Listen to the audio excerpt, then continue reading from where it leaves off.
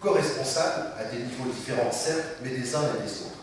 Ça, il faut déjà être conscient de ça. Et cette égalité d'humanité, comment on peut la mettre en œuvre dans l'entreprise? Eh bien, c'est en reconnaissant une chose simple, de bon sens, c'est se dire on est fragile. C'est ce droit à la fragilité, c'est se dire oui, je ne sais pas, mais c'est pas grave. Je peux apprendre de l'autre, à condition d'apprendre de moi-même. La fragilité, c'est accueillir l'autre et le relier. Et d'ailleurs, dans l'entreprise, on parle de ressources humaines. Moi, ça me hérisse le poil. Ah, vous aussi. C'est des relations humaines. Ouais, on a déjà dit.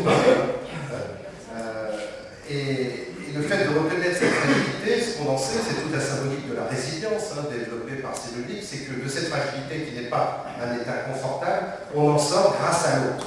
Voilà, nous y sommes, là, dans l'entreprise, dans le collectif. C'est ça qui me paraît intéressant. Par exemple, dans mon entreprise, moi je manage plutôt de manière horizontale. Pour chaque projet, je demande à l'ensemble de l'équipe, eh bien, quelles sont vos peurs pour ce projet. Imaginons que demain je veuille me faire un coup de pub, participer à un concurrent, construire un bateau. Ah bah si le bateau coule, c'est dangereux, ça va coûter beaucoup d'argent. Ah tiens, les peurs sont exprimées collectivement. Ensuite, quels sont vos attraits pour ce projet? Ah oui, là si on y arrive, on va être connu au niveau international, c'est un vrai défi, c'est original.